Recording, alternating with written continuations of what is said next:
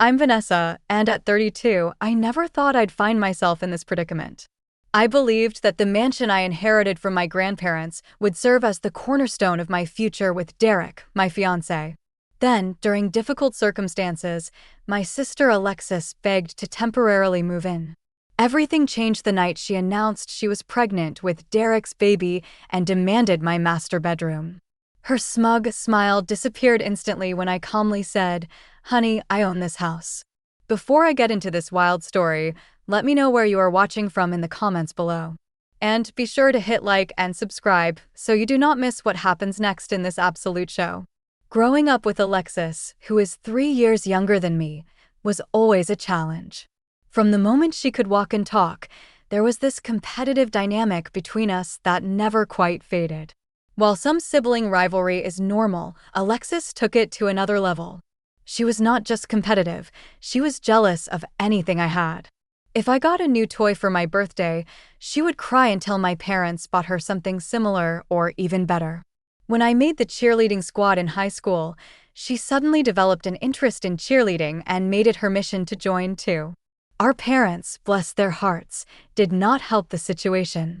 Being the youngest and more dramatic of the two of us, Alexis quickly learned how to manipulate them. She mastered the art of tears and tantrums to get her way. I still remember when I saved up for 6 months to buy a beautiful blue dress for junior prom, only to find Alexis wearing it to a school dance the week before my prom. When I confronted her, she claimed she just wanted to borrow it and had somehow convinced our parents it was okay without asking me. My dress returned with a stain that never quite came out. I became the responsible one by default. While Alexis got away with breaking curfew and mediocre grades, I was held to a higher standard. "You are the older sister. You should know better," became the constant refrain in our household. I learned early on that life was not always fair, especially in families with complicated dynamics. My saving grace during those years was my relationship with my grandparents. Every weekend, I would escape to their house, a beautiful 2-story colonial that had been in the family for generations. My grandfather, a retired woodworker, taught me how to fix things around the house, while my grandmother shared her love of gardening and cooking.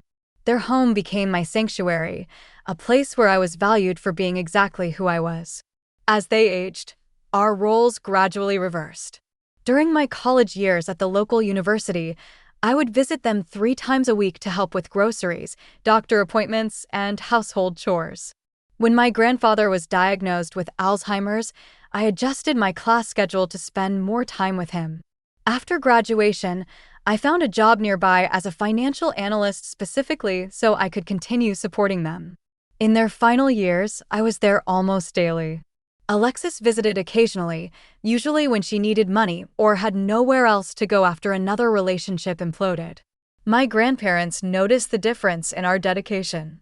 When they passed away within months of each other 5 years ago, their will reflected that observation. While they left some financial assets to be split between Alexis and me, they specifically left the house to me, noting it was in recognition of Vanessa's unwavering care and support. The house meant everything to me. Every corner held memories of holiday gatherings, life lessons, and unconditional love. When my parents suggested selling it and splitting the proceeds to be fair to both girls, I refused. Instead, I took out a loan to buy their portion of the inheritance, making the house entirely mine. Over the next few years, I poured my heart into renovating it, preserving its character while making it my own. My career as a financial analyst at Westfield and Associates was thriving. I had built a reputation for thoroughness and integrity, earning the respect of clients and colleagues alike. The stability of my professional life contrasted sharply with Alexis's constant job hopping and financial crises. Despite our differences, I maintained a cordial relationship with my sister, helping her out financially when needed, but keeping healthy boundaries. My social circle was small but solid. My best friend, Tiffany, had been by my side since high school. Unlike the fair-weather friends who disappeared when things got tough, Tiffany had helped me through the grief of losing my grandparents and celebrated my successes without jealousy. We had a standing Sunday brunch date where we would catch up on our weeks and support each other through life's challenges. It was at a mutual friend's wedding 3 years ago that I met Derek. He was the best man, and I was a bridesmaid. We bonded over our shared embarrassment at the choreographed dance the wedding party had to perform. By the end of the night, we had exchanged numbers, and he called the very next day to ask me out. Derek was an architect with a passion for historical preservation, which made him appreciate my grandparents' house immediately. Our relationship blossomed naturally as we discovered our complementary skills and interests. He had the vision for structural improvements, while I had learned enough from my grandfather to handle many repairs myself. Weekends became renovation projects, followed by cozy dinners in our increasingly beautiful home. 6 months ago, Derek proposed in the garden my grandmother had lovingly tended for decades. He had secretly restored the old gazebo and filled it with fairy lights. The moment was perfect, and I said yes without hesitation. We began planning a future together, discussing children and growing old in the house that already held so many generations of love. Throughout all this, Alexis continued her pattern of dramatic relationships and financial instability. She would call occasionally, usually when things were falling apart. Most recently, she had been living with a boyfriend named Tyler in an apartment they could barely afford. I had loaned her money twice for rent in the past year, with vague promises of repayment that never materialized. Then came the tearful phone call that would change everything. Alexis was sobbing so hard I could barely understand her. The story came out in fragments. Tyler had cheated, they had broken up, she could not afford the apartment alone, the landlord was evicting her, and she had nowhere to go. "Just until I get back on my feet," she pleaded. "I promise it will only be for a month or two." I hesitated. Given our history, inviting Alexis into my home felt like inviting chaos into my carefully constructed peace. But she was still my sister, and the thought of her being homeless weighed heavily on my conscience. When I discussed it with Derek, he encouraged me to help her. "Family is important," he said. "And it's only temporary. We have plenty of space." Against my better judgment, I agreed. I cleared out the guest room and made space in the shared areas of the house. Before Alexis arrived, I sat down with her and laid out clear expectations. She would actively look for work and a new apartment, contribute to household chores, and respect our space and privacy. The arrangement would be for 2 months maximum. Alexis nodded eagerly, promising to be the perfect houseguest and expressing profound gratitude for my generosity. Looking back, I should have trusted my instincts. The red flags were there from the beginning, but I ignored them in the name of family loyalty. That decision would soon test the foundations of everything I had built. The changes in our household were subtle at first. Within the first week, Alexis had somehow taken over the living room, spreading her belongings across the coffee table and couch, as if marking her territory. What started as a few magazines and a laptop gradually expanded to include makeup, clothing items, and various personal effects. The guest room seemed to be used only for sleeping, while the common areas became her domain. Despite her promises, Alexis showed no signs of actively job hunting. When I would ask about her progress, she always had a ready excuse. The job market was terrible, her field was competitive, she needed to update her resume first, or she was waiting to hear back from applications. Each explanation seemed reasonable in isolation, but the pattern became clear over time.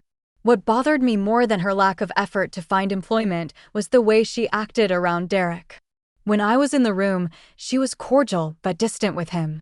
However, I occasionally caught glimpses of a different dynamic when they thought I wasn't paying attention, a touch on the arm that lingered too long, a private joke shared in hushed tones, subtle flirting that could be denied if confronted. "Have you looked at any apartments yet?" I asked one evening during dinner, 3 weeks into her stay. "The rental market is crazy right now," Alexis sighed dramatically. "Everything decent is way out of my price range, especially without a steady job. But I have a few leads I'm following up on." Derek jumped in before I could respond. "No rush, right?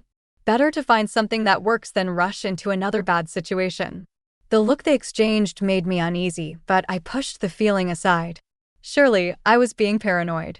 Derek had never given me reason to doubt his loyalty before. As days turned into weeks, the tension in the house grew. Alexis contributed nothing to household expenses and only helped with chores when explicitly asked. Even then, her efforts were half-hearted at best. The dishwasher would be loaded incorrectly, laundry left in the machine until it soured, surfaces wiped, but not actually cleaned. When I finally confronted her about her lack of contribution, her eyes welled with tears. "I'm trying my best, Vanessa. Do you think I enjoy being dependent on my big sister? Do you think this is easy for me? I lost my boyfriend, my home, and my dignity all at once. I'm doing everything I can to get back on my feet." Her performance was convincing enough that I found myself apologizing for expecting more. This pattern repeated itself: reasonable expectations met with emotional manipulation, followed by my retreat to keep the peace. Derek often sided with Alexis in these situations, suggesting I was being too hard on her. The uncomfortable moments continued to accumulate. I would walk into rooms where Derek and Alexis were talking, only to have their conversation stop abruptly. My sister began wearing increasingly revealing outfits around the house, particularly when Derek was home. One morning, I found her making breakfast in one of my old university t-shirts and nothing else, claiming all her clothes were in the laundry. When I tried to discuss my concerns with Derek, he became defensive. "You're overreacting," he insisted. "She's your sister, for God's sake. She's going through a rough time and needs support, not suspicion. I can't believe you would think either of us would do anything inappropriate." His indignation made me question my own perceptions. Was I being unreasonable? Was jealousy clouding my judgment? I had never been the jealous type in our relationship, but something about this situation felt different. Then came the incident that confirmed my instincts were right. I had been working late on a major project, the kind that could lead to a promotion if executed well. It was nearly 11 p.m. when I finally finished and drove home, exhausted but satisfied with my work. The house was mostly dark when I arrived, with just the soft glow of the living room lamps visible through the windows. As I approached the front door, I heard laughter from inside. Opening the door quietly, I stepped into the entryway and froze at the sight before me. Derek and Alexis were sitting close together on the couch, a bottle of wine open on the coffee table between them, not just any wine, but the expensive Cabernet I had been saving for our anniversary. Their bodies were angled toward each other, heads bent in intimate conversation. As the door closed behind me, they sprang apart like guilty teenagers, their startled expressions telling me everything I needed to know. "Vanessa, you're home early," Alexis exclaimed, though it was well past the time I usually returned. "We were just having a glass of wine and catching up," Derek added quickly. "You've been working so much lately, and we were just keeping each other company." I nodded slowly, too tired and shocked to confront them in that moment. "I see you found the silver oak," I said quietly, gesturing to the wine bottle. "I was saving that for our anniversary next month." The flash of guilt across Derek's face was brief but unmistakable. "I didn't realize." "I'm sorry, babe. I'll replace it." That night, after Alexis had retreated to the guest room, I confronted Derek. "What's going on between you two?" I asked directly. "And don't tell me nothing because I'm not blind." His defensive reaction was immediate and forceful. "Nothing is going on. I can't believe you would even suggest that. She's your sister, and I'm your fiancé. We were just talking, that's all." "People who are just talking don't jump apart guiltily when someone walks in the room," I pointed out. "We were startled because we didn't hear you come in," he insisted. "You're being paranoid, Vanessa. I love you. I asked you to marry me, remember? Why would I risk that for anyone, let alone your sister?"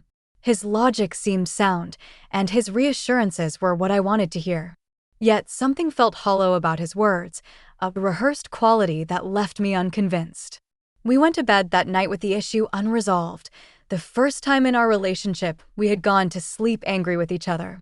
I spent that night staring at the ceiling, replaying every interaction I had witnessed between Derek and Alexis over the past weeks, the lingering glances, the inside jokes, the sudden silences when I entered a room.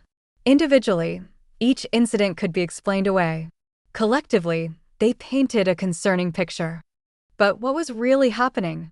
Was it a one-sided attraction from Alexis, with Derek oblivious or merely being polite? Was it mutual flirtation that would never cross any serious lines?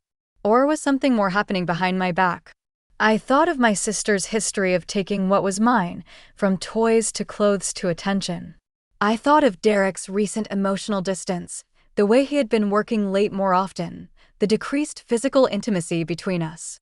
I couldn't shake the feeling that something was wrong, but I also couldn't bring myself to believe the worst without concrete evidence. By morning, I had decided to give them both the benefit of the doubt, but to watch more closely. Perhaps the stress of work and the changed dynamic at home were making me see problems that didn't exist. Or perhaps my intuition was trying to warn me of danger ahead. Either way, I needed to know the truth. Alexis's territorial behavior became more pronounced in the following weeks. I came home one day to find she had rearranged the living room furniture to create better flow, as she put it. My favorite reading chair now sat at an awkward angle, replaced in the prime spot by a chaise lounge she had brought from her old apartment. The family photos on the mantel had been rearranged too, with several of my pictures with Derek moved to the back row, while photos of Alexis took center stage. My possessions began to disappear and reappear in unexpected places. My favorite sweater would vanish from my closet, only to turn up days later in the laundry hamper, stretched and smelling of unfamiliar perfume. The expensive face cream I kept in the bathroom cabinet would be mysteriously depleted, with Alexis claiming ignorance when confronted. "Maybe you used more than you remember," she would suggest with a shrug, as if my memory was the problem. The kitchen became another battleground. Though I had always done most of the cooking in the house, Alexis suddenly developed an interest in preparing elaborate meals. Whenever Derek was home, she would spend hours creating his favorite dishes I had mentioned to her in passing conversations. "This beef bourguignon is amazing," Derek exclaimed one night as Alexis beamed at the compliment. "It's nothing, really, just something I threw together," she replied modestly, though I had seen her following a detailed recipe I had bookmarked in my cookbook. "Vanessa never makes this," Derek added, oblivious to how his words stung. "Well, not everyone has the patience for proper cooking," Alexis replied with a smile that didn't reach her eyes. "Some people are just too busy with their important jobs to care about the little things that make a house a home."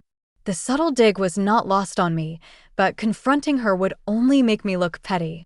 Instead, I swallowed my frustration along with the meal she had prepared in my kitchen with my ingredients for my fiancé. I needed perspective, so I arranged to meet Tiffany for coffee that Saturday morning. Derek was at a work event, and Alexis was still sleeping when I left the house. "She's doing what?" Tiffany exclaimed when I described the situation. "And you're letting her get away with it?" "I don't know what to do," I admitted. "Every time I try to set boundaries, she makes me feel like I'm being cruel or unreasonable. And Derek seems to be taking her side more often than not." Tiffany frowned, stirring her latte thoughtfully. "That's concerning. Very concerning. Have you considered that there might be something going on between them?" The question hit like a punch to the gut, even though I had been harboring the same suspicion. Hearing it from someone else made it feel more real, more possible. "I have no proof," I said quietly. "Just a feeling, a really bad feeling." "Trust your instincts," Tiffany advised. "They're usually right." And regardless of whether anything inappropriate is happening, it sounds like Alexis has overstayed her welcome. You need to set a firm deadline for her to move out. She was right, of course. The temporary arrangement had already stretched from the original 2-month timeline to nearly 3 months, with no end in sight. That afternoon, I sat Alexis down for a calm, rational discussion about expectations and timeline. "I know things have been difficult for you," I began carefully, "but we agreed this would be a short-term situation. It's been almost 3 months now, and I haven't seen much progress on finding a job or your own place." "You're kicking me out?" Alexis's eyes immediately filled with tears. "Where am I supposed to go?" "Back on the street." "That's not what I said," I clarified. "I'm just asking for a concrete plan and timeline. Derek and I need our space back." "Oh, I see," she sniffled dramatically. "Your precious space is more important than your own sister's well-being. Mom and Dad would be so proud." Before I could respond, she had pulled out her phone and was dialing our parents. To my dismay, she put the call on speaker, launching into a tearful account of how I was threatening to make her homeless.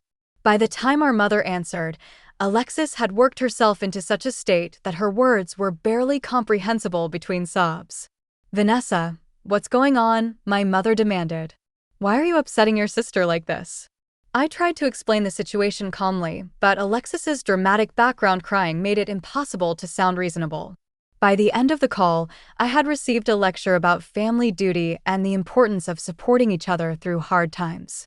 The conversation ended with my father's stern reminder that family comes first, always. Once again, I found myself backing down to keep the peace, agreeing that Alexis could stay a little longer while she continued her job search. The triumphant gleam in her eyes as she hung up the phone told me she knew exactly what she was doing. The suspicious communications between Derek and Alexis became harder to ignore. One evening, I glimpsed a text notification on Derek's phone as it lit up on the counter. "Last night was fun," from Alexis, complete with a winking emoji. When I asked him about it, his explanation came too quickly, too rehearsed. "Oh, we were just watching that comedy special while you were working late. Remember I told you about it?" He hadn't told me about watching anything with Alexis, but I let it go, unwilling to appear paranoid. A few days later, I came home early from work with a migraine to find Alexis using my laptop. She closed it hastily when I entered the room, looking startled. "I was just checking my email," she explained, though she had her own laptop. "Mine's updating." I nodded and went to lie down, too sick to argue. Later, when I checked my browser history, I found searches for "how to tell if he'll leave her for you" and "signs he loves you more than his girlfriend." The searches had been deleted from the history but remained visible in the suggested results when I typed "how to" in the search bar. The tension came to a head during a family dinner at our house. Our parents had driven up for the weekend, ostensibly to visit both of us, but really to check on the situation after Alexis's dramatic phone call. Throughout the evening, my sister played the role of perfect daughter and hostess, helping serve the meal I had prepared and making a show of her domestic contributions. "Alexis made the most delicious breakfast this morning," Derek commented as we ate. "She's quite the chef." "I'm just trying to pull my weight around here," Alexis replied modestly.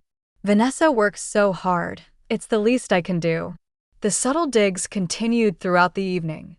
"Vanessa has been so generous letting me stay," Alexis would say, then add, "even though she has so many rules about how things should be done in her house."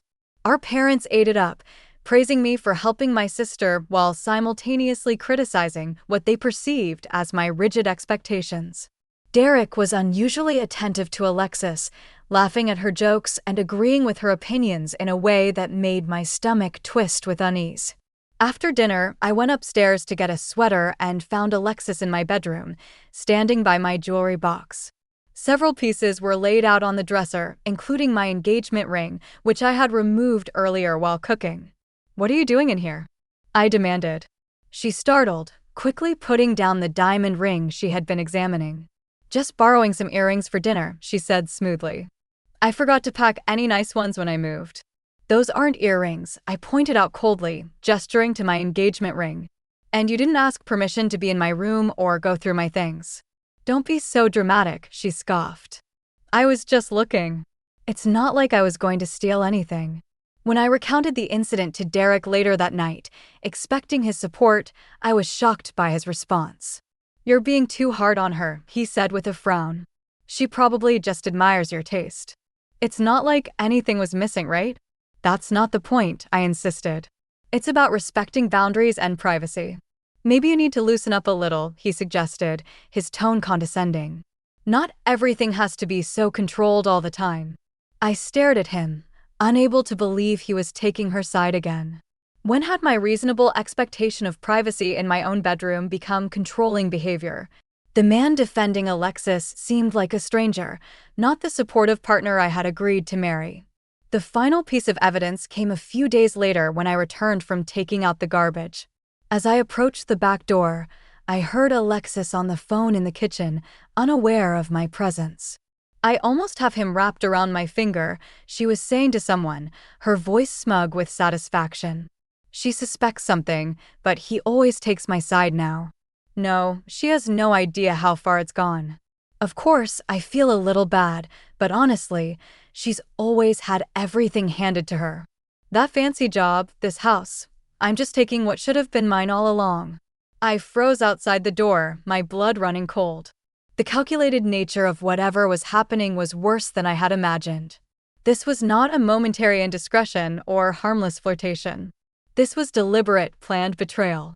Instead of confronting her immediately, I stepped back from the door and walked around to the front of the house, giving myself time to think. I needed more than overheard fragments of conversation. I needed concrete evidence of what was happening between Alexis and Derek. I decided to plan a family dinner for the following weekend, inviting our parents as a buffer for what I hoped would be a frank discussion about Alexis's living situation. Perhaps with them present, we could finally establish a firm timeline for her departure without the dramatic tactics she typically employed when cornered. I spent the day cleaning the house and preparing a special meal, one of our mother's recipes that had been a family favorite since childhood. The table was set with my grandmother's china, candles lit to create a warm, inviting atmosphere. Despite the tensions simmering beneath the surface, I wanted this to be a civilized conversation. Our parents arrived promptly at 6 p.m., bearing a bottle of wine and forced cheerfulness. Alexis had made herself scarce most of the day, emerging from the guest room shortly before their arrival, looking unusually polished. There was an air of nervous excitement about her that I couldn't quite place. Derek seemed on edge as well, checking his phone frequently and avoiding eye contact with me. When I asked if everything was all right, he mumbled something about a stressful project at work and changed the subject. Dinner began with stilted small talk about the weather, our parents' drive up, and various family acquaintances. I served the food, a roast with all the trimmings, and poured wine for everyone except Alexis, who requested water instead. This was unusual for my sister, who typically enjoyed a glass or two with meals, but I thought nothing of it at the time. As we finished the main course, Alexis suddenly clinked her water glass with her fork, calling for attention. Her cheeks were flushed, and there was a gleam in her eyes I recognized from childhood, the look she got right before revealing something she knew would upset me. "I have wonderful news to share with everyone," she announced, her voice trembling slightly with what I took to be excitement. "I'm pregnant." There was a moment of stunned silence before our mother gasped and rushed to embrace her. Our father beamed with pride at the prospect of becoming a grandfather. I sat frozen, my fork suspended halfway to my mouth, a strange sense of dread building in my stomach. "That's amazing news, sweetheart," our mother gushed. "How far along are you? Have you had a sonogram yet?" "Oh, this is so exciting." Alexis soaked up the attention, answering questions about due dates and morning sickness with practiced responses. Throughout it all, I noticed Derek had gone completely pale, his knuckles white where he gripped his napkin under the table. Finally, our father asked the question hanging in the air. "Well, this is wonderful news, but I have to ask, who's the father? Are you back with Tyler?" The room fell silent as Alexis turned to look directly at me, a calculated expression on her face. "Well, that's the complicated part," she said slowly, drawing out the moment. "It's Derek's baby." The silence that followed was absolute. I felt as though all the air had been sucked from the room, leaving me unable to breathe. My parents' expressions shifted from joy to confusion to horror in rapid succession. Derek looked like he might be sick. "What did you just say?" I finally managed, my voice barely above a whisper. "Derek is the father of my baby," Alexis repeated, her eyes never leaving my face, watching for my reaction like a scientist observing an experiment. "That's not possible," Derek stammered, finding his voice at last. It was just once.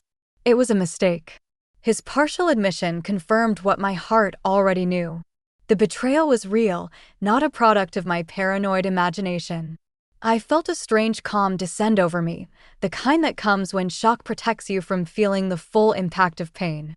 "You slept with my sister," I asked quietly, looking at Derek, "in our home while we were engaged?" His face crumpled. "Vanessa, please, it's not what you think. It was one time. I was drunk." We. "Don't blame this all on me," Alexis interjected, suddenly defensive. "You were a willing participant." "Very willing, if I recall correctly." Our parents sat in stunned silence, looking back and forth between the three of us as though watching a car crash in slow motion. "How long has this been going on?" I demanded, the calm in my voice belying the storm raging inside me. "And I want the truth. All of it right now." What followed was a chaotic exchange of accusations and explanations. According to Alexis, she and Derek had been connecting emotionally for weeks before anything physical happened. Derek insisted it was a one-time mistake during a night when I was away on a business trip. Alexis claimed they had been intimate multiple times. Derek swore it was only once. The details emerged like shards of glass, each one cutting deeper than the last. How Alexis had deliberately gotten Derek drunk the night I was away, how she had come to him for comfort after a supposedly upsetting phone call, how one thing had led to another. "I never meant for this to happen," Derek insisted, tears streaming down his face. "I love you, Vanessa. It was a terrible mistake. We can work through this." "Work through this?" I repeated incredulously. "You slept with my sister. She's pregnant with your child. What exactly do you propose we work through?" Our mother finally found her voice. "Perhaps we all need to calm down and discuss this rationally," she suggested, though her own hands were shaking as she reached for her wine glass. "This is a complicated situation, but we're family. We can figure this out together." "There's nothing to figure out," I said flatly. Derek and Alexis betrayed me in the worst possible way. In my own home. "Our home," Derek corrected automatically, then winced as he realized his mistake. "Is it?" I asked coldly. "Because my grandparents left this house to me, not us. My name is on the deed, not yours. So technically, you both betrayed me in my home." The realization that the house was legally mine seemed to hit Derek for the first time. We had always referred to it as our home since he moved in, but the actual ownership had never been transferred or legally shared. Unable to bear their presence any longer, I stood up from the table. "I need some air," I said simply, and walked out of the dining room, leaving the four of them staring after me. I locked myself in the guest bathroom, the only space in the house that felt neutral at that moment. As the initial shock began to wear off, the emotions hit me in waves: betrayal, rage, humiliation, grief. I sat on the edge of the bathtub, arms wrapped around myself as though holding the broken pieces together. Through the door, I could hear muffled voices continuing the conversation without me, my mother's concerned tones, my father's deeper rumble, Alexis's dramatic declarations, Derek's desperate explanations. They were discussing my life, my future, my home, as though I was a secondary character in their drama. I stayed in that bathroom for over an hour, processing what had happened and what it meant for my future. When I finally emerged, the dining room was empty, dishes still on the table where we had abandoned them. My parents had retreated to the living room with Alexis, while Derek was pacing in the kitchen, his phone in hand. "Vanessa," he began when he saw me, his voice pleading. "We need to talk about this." "It's not what you think." "Not now," I said wearily. "I can't look at either of you right now. I'm going to sleep in the guest room tonight. You can take the couch." But he started to protest. "The couch, Derek," I repeated firmly, "or you can leave. Your choice."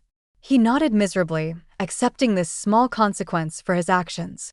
As I gathered what I needed from our bedroom, I could hear him trying to explain himself to my parents in the living room, painting himself as the victim of circumstance and poor judgment rather than an active participant in betrayal. I locked the guest room door behind me and sank onto the bed, staring at the ceiling as I replayed every moment of the past few months with new understanding. The lingering touches, the private jokes, the growing emotional distance between Derek and me, it all made sense now. What I had attributed to the stress of a crowded house and busy work schedules had been the classic signs of infidelity happening right under my nose. Sleep eluded me that night as I cycled through anger, grief, and bitter clarity. By morning, I knew two things with absolute certainty. My relationship with Derek was over, and my sister had revealed her true character beyond any possibility of reconciliation. What I didn't yet know was how to move forward from this devastating betrayal. The house was eerily quiet the next morning. I had called in sick to work, knowing there was no way I could focus on financial analyses when my personal life was imploding.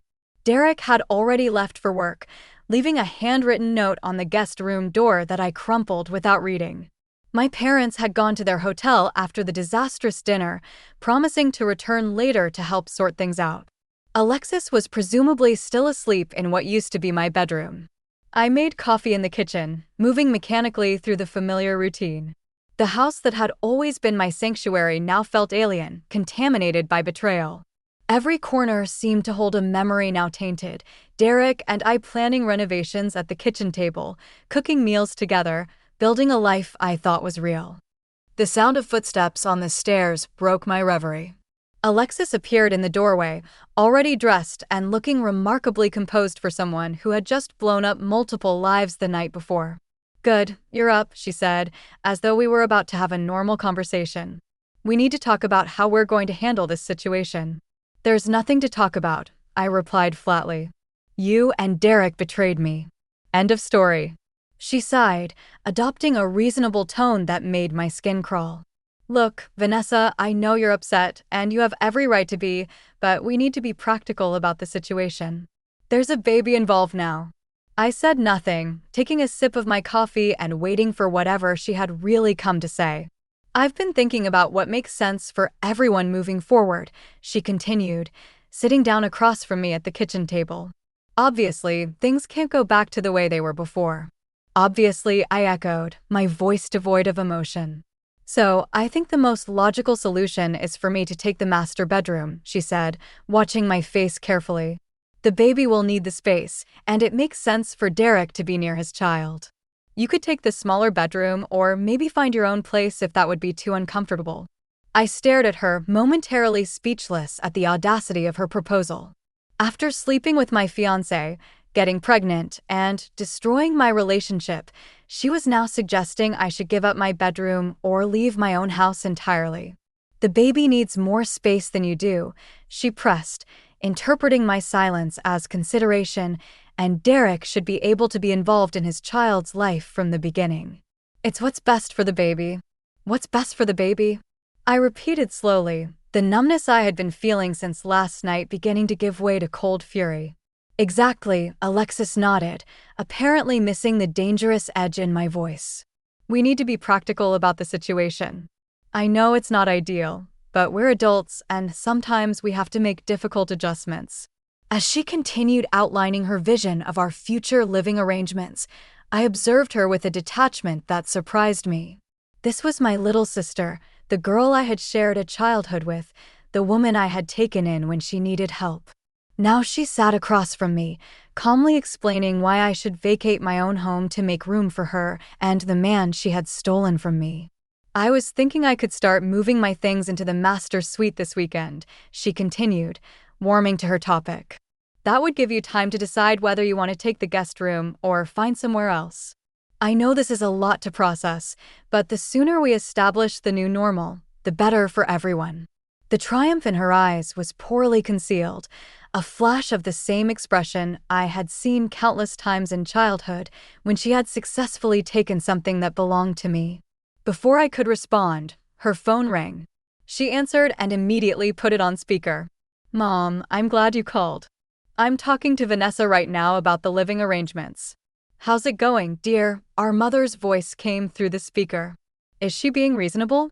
"We're still discussing it," Alexis replied with a pointed look at me. "I was just explaining why it makes sense for her to let me have the master bedroom for the baby."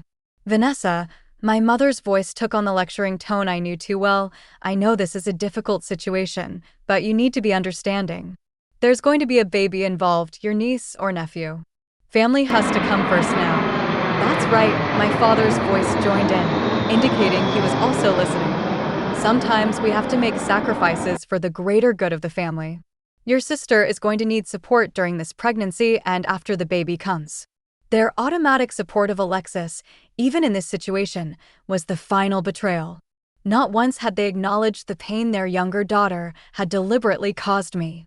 Not once had they held her accountable for her actions.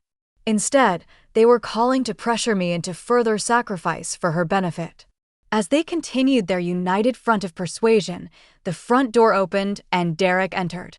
He had apparently decided to come home during lunch, perhaps hoping to find me alone and more receptive to his explanations. "What's going on?" he asked, taking in the scene at the kitchen table. "Family discussion about living arrangements," Alexis informed him brightly. "I was just telling Vanessa that it makes sense for me to take the master bedroom for the baby, and she can have the guest room or find her own place." Instead of looking shocked at this outrageous suggestion, Derek nodded thoughtfully. "That actually makes sense," he said slowly. "The master has the ensuite bathroom and more space for a crib, and it would be good for me to be close by for night feedings and such." His immediate acceptance of Alexis's proposal made it clear they had already discussed this, probably before the pregnancy announcement. The betrayal was even more calculated than I had realized. "Vanessa," Derek continued, his tone gentle as though speaking to a child, "I know this is not what any of us planned, but we need to think about what's best for the baby now. This could be a workable solution, at least temporarily." As the three of them, plus my parents on the phone, continued to discuss my future as though I had no say in it, I sat in silence, a strange calm settling over me. They had shown their true colors, all of them. There was no more room for doubt or second-guessing. Alexis must have mistaken my silence for resignation because she grew bolder, reaching across the table to touch my engagement ring, which I had put back on out of habit that morning. "You won't be needing this anymore, right?" she asked with a smirk that revealed her true character more clearly than any words could have. In that moment, something shifted inside me. The hurt and confusion of the past 24 hours crystallized into absolute clarity. I remembered my grandmother's words from years ago: "Never let anyone make you small in your own life, Vanessa. Stand tall in who you are and what you deserve." I looked at Alexis's smug face, at Derek's placating expression, heard my parents' enabling voices through the phone, and knew exactly what I needed to do. I took a deep breath and stood up from the table, drawing myself to my full height. A strange calm had settled over me, replacing the shock and hurt with crystal-clear resolve. "Honey, I own this house," I said quietly, my voice steady and firm. Alexis's smirk faltered, confusion crossing her face. "What?" "This house," I repeated, gesturing around us, "belongs solely to me. Not to Derek, not to you. To me alone." Derek frowned. "But we've been living here together for years. We're engaged. I've put money into the renovations."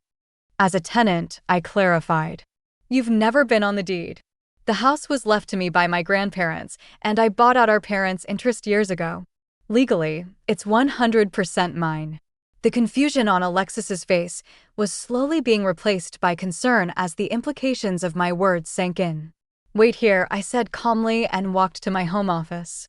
I returned moments later with a folder containing the deed and other legal documents related to the house. I placed them on the table and opened the folder to the relevant pages. "This is the deed to the property," I explained, pointing to my name listed as the sole owner. "And this is the mortgage documentation showing that I alone am financially responsible for this house. Derek has contributed to household expenses, but he has no legal claim to the property." "But that's just a technicality," Alexis protested, her voice rising slightly. "You and Derek are engaged. You're going to be married." "We're going to be married," I corrected her. "That's no longer happening for obvious reasons." Derek reached for my hand.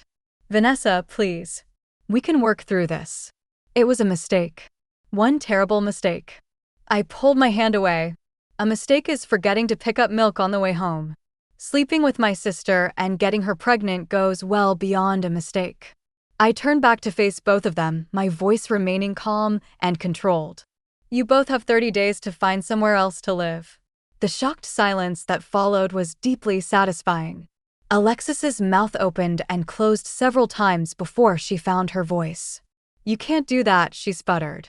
"I'm pregnant with your fiancé's baby. You'd put your own niece or nephew on the street." "I'm not putting anyone on the street," I replied evenly. "I'm giving you 30 days' notice to find alternative housing, which is more than generous given the circumstances. What you do with that time is up to you." "Vanessa," my mother's voice came sharply through the phone speaker, "you can't be serious. She's your sister. She's carrying your fiancé's child." "Yes, exactly," I agreed. My sister, who I took in when she needed help, slept with my fiancé in my home and is now carrying his child. Those are precisely the reasons why she can't continue to live here." Derek's face had gone pale. "Vanessa, please, let's talk about this rationally. Throwing us out won't solve anything." "I'm not throwing anyone out," I corrected him. "I'm giving you both legal notice to vacate the premises within 30 days, as is my right as the property owner. What you do after that is not my concern." Alexis's face contorted as she shifted tactics from smugness to panic. "You're just doing this to punish me. What about the baby? Are you really so heartless that you'd punish an innocent child for the mistakes of its parents?" "The baby won't be born for months," I pointed out reasonably. "You have plenty of time to find suitable housing before then, and it's interesting that you suddenly care about the baby's well-being when you clearly didn't care about my well-being while sleeping with my fiancé." "This will destroy the family," she cried, tears starting to fall. "Mom and Dad will never forgive you for this." "Our parents raised us to believe actions have consequences," I replied, though in truth they had rarely applied that principle to Alexis. "This is the consequence of your actions." Derek tried a different approach. "Vanessa, I know I made a terrible mistake. I was weak and stupid. Alexis was there, you were working late all the time, and I messed up. But I love you.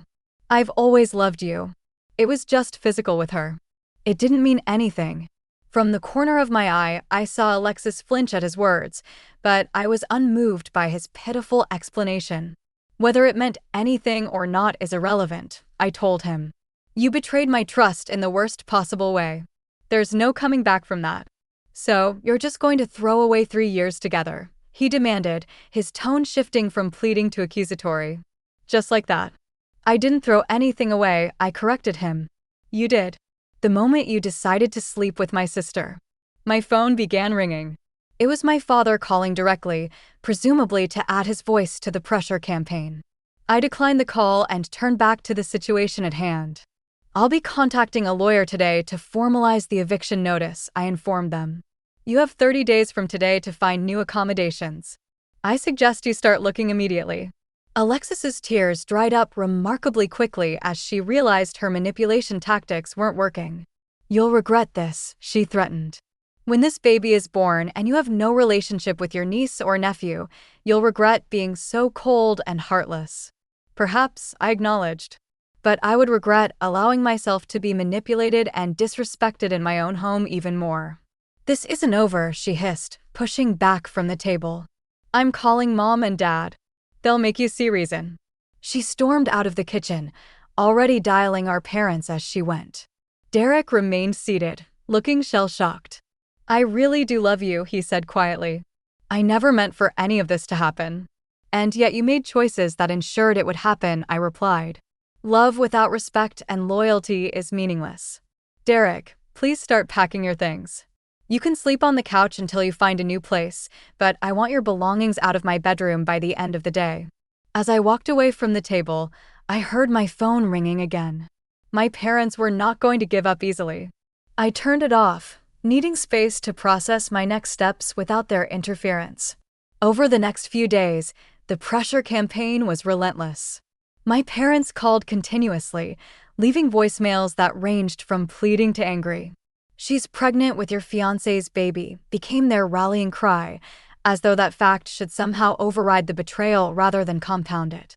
I contacted my family's lawyer, Mr. Bennett, who had handled my grandparents' estate. He helped me formalize the eviction notice and advised me on my legal rights and responsibilities in the situation. Though sympathetic to my circumstances, he was professionally practical about the process. "You're well within your rights to ask them to leave," he confirmed. "The house is solely in your name, and neither of them have any legal claim to it. Just make sure to follow proper procedures so they can't contest the eviction." With his help, I served both Derek and Alexis with official written notice to vacate within 30 days. The formal document seemed to drive home the reality of the situation in a way my verbal notice had not. I also returned Derek's engagement ring, placing it in a small box with a note that simply read, "This belongs to you now." The finality of that action brought both pain and relief. The future I had planned was gone, but so was the illusion of a relationship built on mutual respect and loyalty. Throughout this process, my support network proved invaluable. Tiffany arrived the day after the confrontation, armed with ice cream, wine, and fierce loyalty. She helped me secure my valuables and important documents, rightly suspecting that Alexis might not leave quietly or ethically. I never trusted her, Tiffany admitted as we sorted through my belongings. The way she looked at Derek sometimes, even at your engagement party. I should have said something. It's not your fault, I assured her. I saw the signs too, but I ignored them because I wanted to believe better of both of them. My colleagues at work were unexpectedly supportive as well. When I finally returned to the office and explained why I had been absent, my supervisor, Janet, immediately approved additional time off and rearranged my project deadlines to give me space to deal with the personal crisis. Take the time you need, she insisted. The work will still be here when you're ready. The final piece of the puzzle fell into place a week after the confrontation. I was packing up Derek's books from the living room shelves when I found Alexis's journal tucked between 2 volumes. Whether she had hidden it there intentionally or forgotten it, I'll never know, but my curiosity got the better of me. The journal contained months of entries detailing her calculated plan to seduce Derek. V is always working late. It gives me plenty of time with D, one entry read. Another, he's starting to confide in me about their relationship problems. It's only a matter of time. The most damning entry was dated shortly after she moved in. Living here is perfect. I can finally take what should have been mine all along. V always gets everything handed to her. The perfect job, the perfect house, the perfect fiancé. Not for much longer, though. There were also text messages to friends, bragging about her progress in seducing Derek and her plans to replace me in my own life. The level of calculation and malice was breathtaking, even knowing what I now knew about my sister. Armed with this evidence, I confronted both Derek and Alexis one final time. I laid the journal on the kitchen table between us, open to the most revealing entries. I found this, I said simply. I think it clarifies a few things about what's been happening here. Derek picked it up, his face growing paler as he read. I had no idea, he whispered. I mean, I knew we crossed a line, but I didn't realize it was planned like this. You didn't realize, I repeated skeptically, or you didn't want to realize. Because from where I'm standing, you were either complicit or so easily manipulated that it amounts to the same thing. Alexis didn't even attempt to deny the contents of the journal. So what? She challenged, though her bravado seemed forced.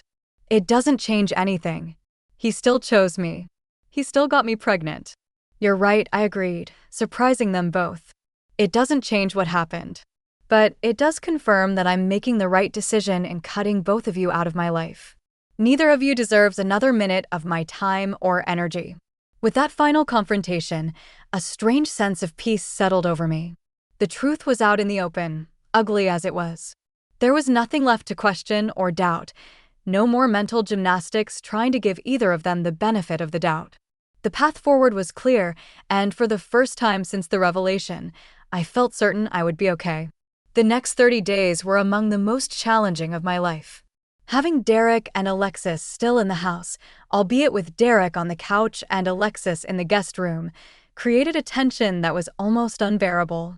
We established an uneasy system of avoiding each other whenever possible, communicating only when absolutely necessary, and even then, primarily through text messages.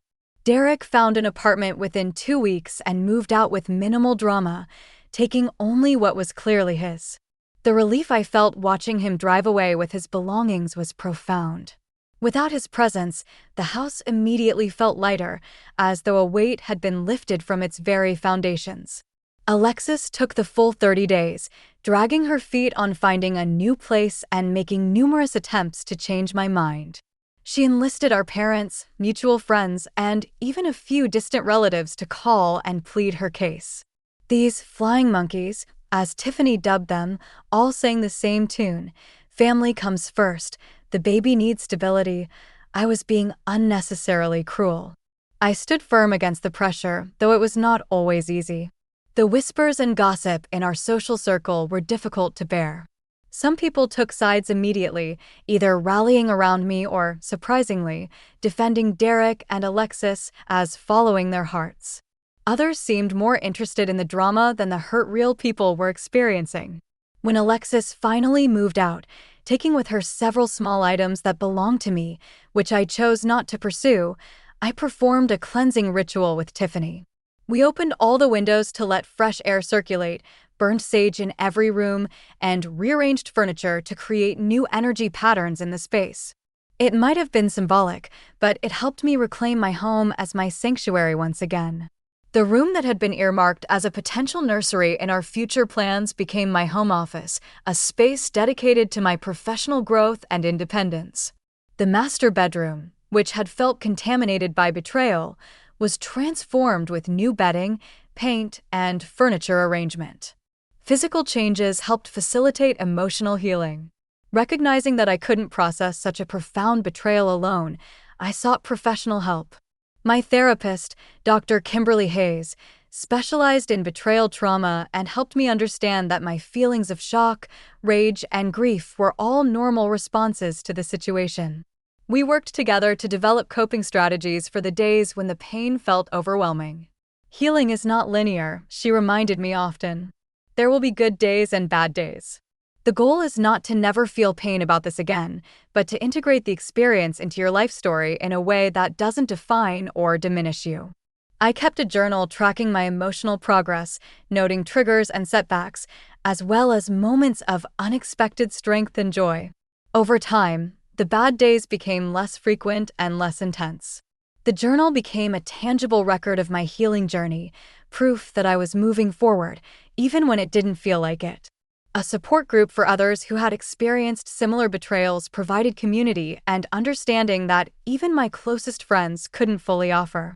There was comfort in sharing space with people who truly understood the unique pain of having trusted loved ones conspire to hurt you. Their stories of survival and eventual thriving gave me hope on my darkest days. One of the most difficult aspects of the aftermath was establishing new boundaries with my enabling parents. Our relationship had always been complicated by their tendency to favor Alexis, but their response to this situation forced me to reevaluate our dynamic entirely. "I love you both," I told them during a difficult conversation 3 months after the revelation, "but I can't have you in my life if you continue to pressure me to forgive and forget something this significant. I need you to respect my decisions and my boundaries." My father bristled at what he perceived as an ultimatum. "We're just trying to keep the family together," he insisted. Sometimes being the bigger person means letting go of hurt feelings for the greater good. "These aren't hurt feelings," I corrected him firmly. "This is a fundamental breach of trust and respect. And being the bigger person doesn't mean allowing people to mistreat you without consequences." We agreed to a period of limited contact, giving all of us space to process the new reality. It was painful but necessary for my healing process. I couldn't continue to justify or explain my perfectly reasonable boundaries to people who refused to hear me. Over time, my parents began to see Alexis's patterns more clearly as she repeated similar behaviors with others in her life. The pregnancy that had been used as a battering ram against my boundaries became just another tool in her manipulation arsenal with them, with frequent threats about restricting access to their grandchild if her demands weren't met. 6 months after the confrontation, my father called with a hesitant apology. "We didn't handle the situation well," he admitted. "We were so focused on the baby that we didn't properly acknowledge how deeply you had been hurt. I'm sorry for that." It wasn't a perfect apology, but it was a start. We began rebuilding our relationship on more respectful terms, with clear boundaries that they gradually learned to honor. My mother took longer to come around, but eventually acknowledged that her instinct to protect Alexis had blinded her to the legitimate harm that had been done to me. Meanwhile, I channeled much of my energy into professional growth. The financial analysis project I had been working on during the crisis turned out to be a significant success, earning me recognition within the firm. 6 months after the betrayal, I was offered a promotion to senior analyst with a substantial raise and more responsibility. "You've shown remarkable focus and dedication, especially considering the personal challenges you've been navigating," Janet told me when she delivered the news. That kind of resilience and professionalism is exactly what we look for in leadership positions. The financial independence that came with career advancement was empowering. I was able to complete several home renovation projects that Derek and I had planned together, reclaiming those dreams as my own. Each completed project felt like another step in making the house truly mine again. My home gradually became a gathering place for friends again, filling with laughter and authentic connections. Tiffany remained my rock throughout the process, but new friendships blossomed as well. I found myself surrounded by people who respected boundaries, valued honesty, and showed up consistently, a stark contrast to the betrayal I had experienced. Dating again was a challenge, and I approached it cautiously but optimistically. 6 months after the breakup, I agreed to a coffee date with Martin, an architect I met through a mutual friend. We took things slowly, with open communication about my trust issues and his patient understanding of my boundaries.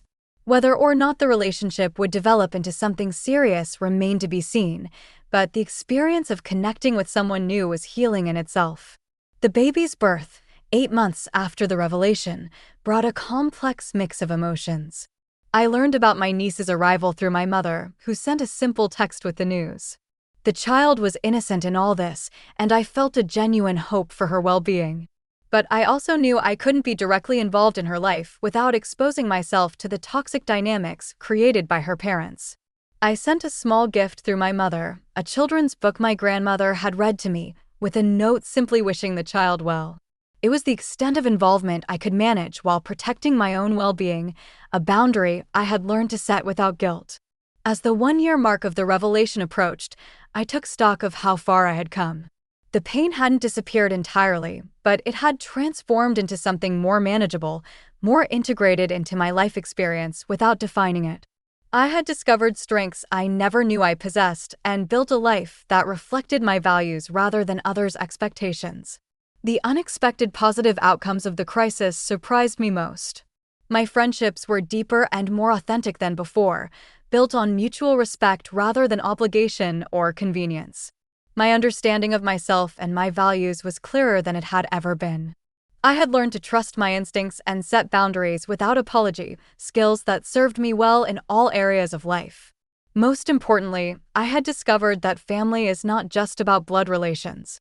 The chosen family I had built around me, friends who showed up consistently with love and respect, provided the support and connection I had always sought. Their presence in my life was a daily reminder that I was worthy of genuine love and loyalty. Looking toward the future, I felt a sense of openness and possibility that had been absent in the immediate aftermath of the betrayal. Whether that future included a new partner, career advancements, or other adventures remained to be seen, but I knew I would face whatever came with the strength and self-respect I had fought hard to reclaim. The most profound lesson from the experience was one my grandmother had tried to teach me years ago: true self-respect is non-negotiable. By standing firm in that principle, even when it was difficult, I had created a life of authenticity and peace that no betrayal could permanently shatter. As I look back on this journey now, I wonder how many of you have faced similar betrayals or had to make difficult choices to protect your well-being. What boundaries have you had to set in your own life, and how did it change your relationships? Please share your experiences in the comments below. If this story resonated with you, consider hitting the like button and subscribing to hear more real-life lessons. And if you know someone who might need to hear this message about standing firm in their self-worth, please share this video with them. Thank you for listening to my story. And remember, sometimes the most loving thing you can do for yourself is to walk away from those who do not value you.